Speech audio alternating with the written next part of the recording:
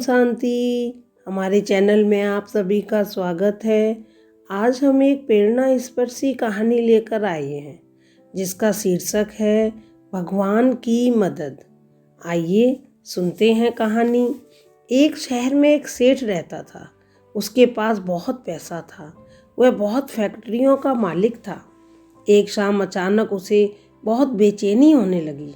Doctor को बुलाया गया, सारे जांच करवा लिए गए पर कुछ भी नहीं निकला। लेकिन उसकी बेचैनी बढ़ती गई। उसके समझ में नहीं आ रहा था कि ये क्या हो रहा है। रात हुई, नींद की गोलियां भी खा ली पर नींद नहीं आई और बेचैनी कम होने का नाम ही नहीं ले रही थी। वो रात को उठकर 3 बजे घर के बगीचे में घूमने लगा। घूमते घूमते उसे लगा कि बाहर थोड़ा सा सुकून है, तो वह बाहर सड़क पर पैदल निकल पड़ा। चलते चलते हजारों विचार मन में चल रहे थे। अब वो घर से बहुत दूर निकल आया था और थकान की वजह से वो एक चबूतरे पर बैठ गया। उसे थोड़ी शांति मिली तो वह आराम से बैठ गया। इतने में एक कुत्ता वहाँ आया और उसकी चप्पल उठाकर ले गया। सेठ ने देखा तो वह दूसरी चप्पल उठाकर उस कुत्ते के पीछे भागा। कुत्ता पास ही बनी झुग्गी झोपड़ियों में घुस गया। सेठ भी उसके पीछे था। सेठ को करीब आता देखकर कुत्ते ने चप्पल वहीं छोड़ दी और चला गया। सेठ ने राहत की सांस ली और अपनी चप्पल पहनने लगा। इतने में उसे किसी के रोने की आवाज़ सुनाई दी। वह और करीब गया तो एक झोपड़ी में से आवाज़ आ रही थी। उसने झोपड़ी के फटे हुए बोरे में झांक कर देखा तो वहाँ एक औरत फटेहाल मैली सी चादर पर दीवार से सटकर रो रही है और ये बोल रही है, हे भगवान मेरी मदद कर, और रोती जा रही है। सेठ के दिल में ख्याल आया कि आखिर वो औरत क्यों रो रही है, उसको तकलीफ क्या है, और उसने अपने दिल की सुनी और वहाँ जाकर दरवाज़ा खटखटाया। उस औरत ने दरवाज़ा खोला तो सेठ ने कहा कि मुझे तो बस इतना जानना है कि तुम रो क्यों रही हो।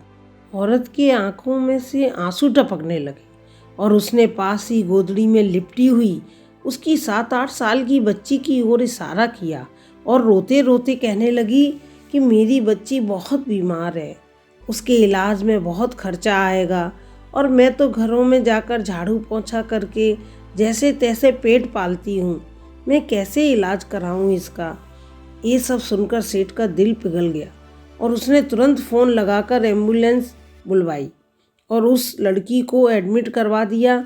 डॉक्टर ने 1.5 लाख का खर्चा बताया तो सेठ ने उसकी जवाबदारी अपने ऊपर ले ली और उसका इलाज कराया और उस औरत को अपने यहाँ नौकरी देकर अपने बंगले के सर्वेंट क्वार्टर में जगह दी और उस लड़की की पढ़ाई का जिम्मा भी ले लिया।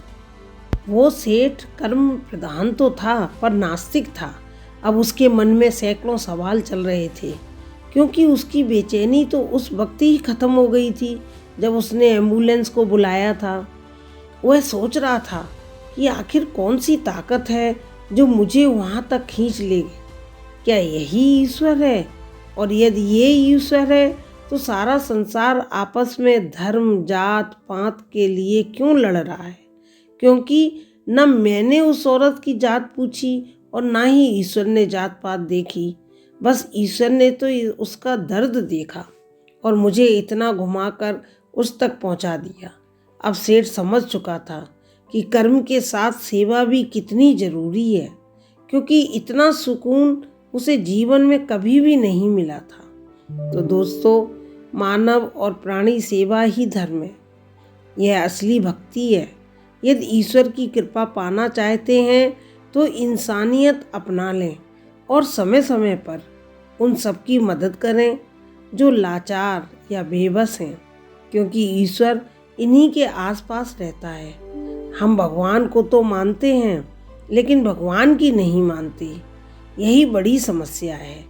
आइए चिंतन करें, सहज और सरल बन जाएं। सदैव प्रसन्न रहिए। जो प्राप्त है वही पर्याप्त है। ओम शांति।